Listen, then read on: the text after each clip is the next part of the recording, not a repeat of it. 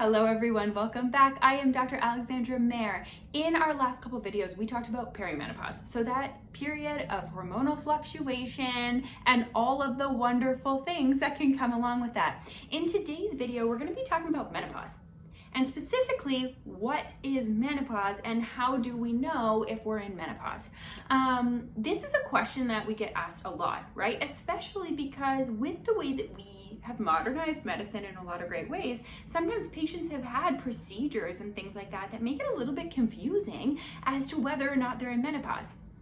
So before we kind of jump in, if you like the content that we're putting out, go ahead and hit the like button for us. It really helps us just to get in front of more women and help more women, and that's really our goal.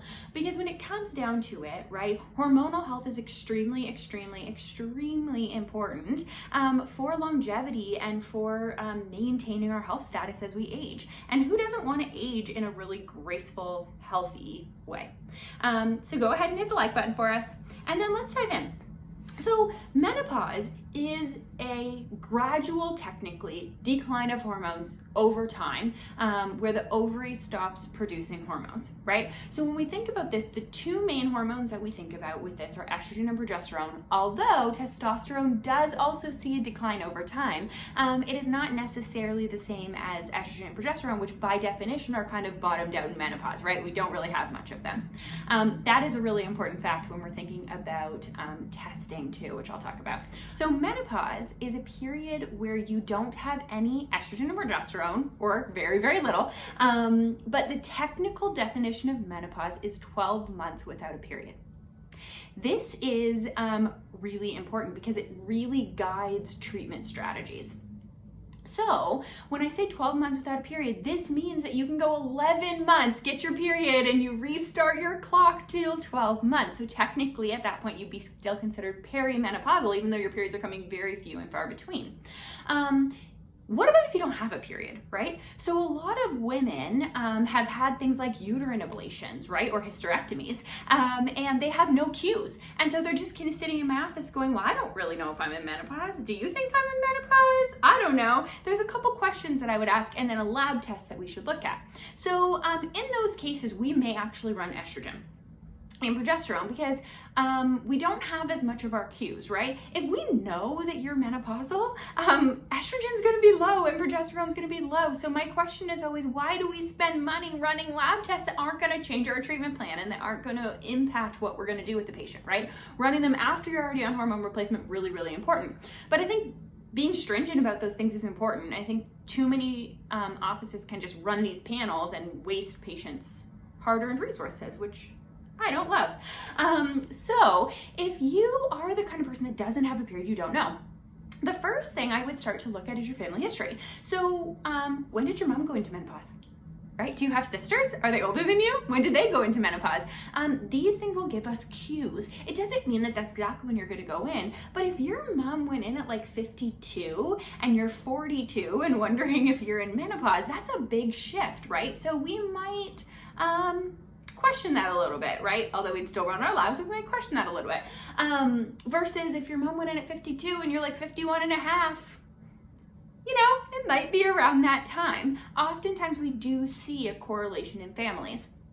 The other thing we want to run is FSH. So FSH is follicle stimulating hormone. It comes from the brain and it says to the ovaries, hey, can you please do your job?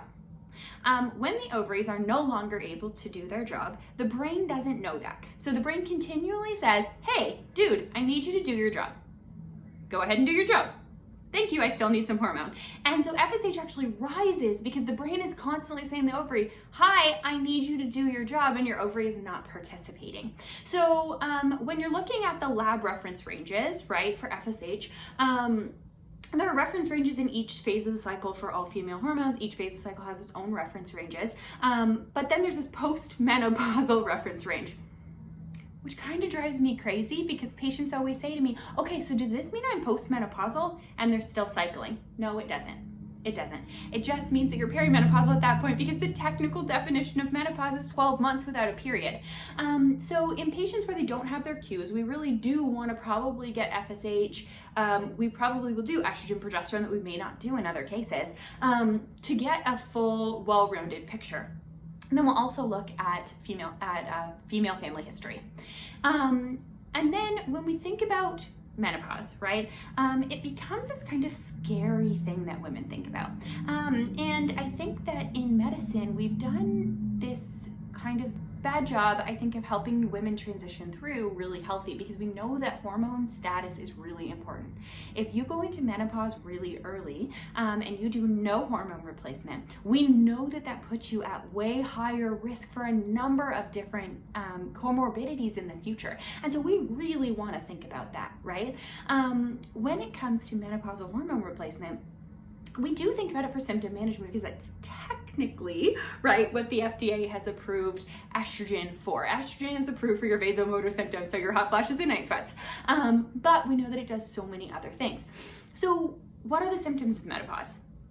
Well, it can really vary kind of all over the map. Vasomotor symptoms is what we usually think of, which would be hot flashes and night sweats. We break those up into daytime and nighttime for a reason. It has to do with dosing of hormones and the way that hormones live in the body after dosing them. So that can give us a lot of information.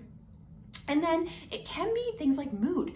Up to 40% of women, and we talked about this, can have severe changes in mood, right? Anxiety, depression. We've talked a lot about this in the past. And all of our hormones play a big role in this, right? We did a huge video on anxiety, and we talked a lot about estrogen and testosterone, right?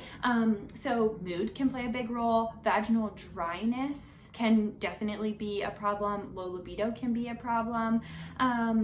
And those are kind of the main things that we think about. But we can also have sleep disturbances outside of our hot flashes and night sweats. And so there's a wide variety of things that we need to start thinking about with patients, and really treating patients in a holistic way to really do better care, which is really what sometimes I think we're missing, is that better care aspect, right? And then we want to talk about risk factors. We want to talk about risk factors, and we want to talk about family history, because you want to balance those two things out, right? Hormones, we know, increase the longevity and increase the well-being of patients. And there are some patients where they have contraindications. And so a good conversation is important, but that menopausal time frame is actually a time frame that I really recommend setting a good relationship with somebody that's really well versed in hormones, to be able to have a partnership to get you through that transitional period. Because there's so many things that we can do, and once we kind of hit that 10 years post-menopause, we get a lot less options. So I think that having those conversations is important. But when it comes to what menopause is, it's literally just your hormones have declined, and you no longer have a period for 12 months. And so I want to know if you guys have ever thought about, like, oh my God, am I menopausal? How do I know these things? And if this video was helpful for you, and I will see you next time for next time's video.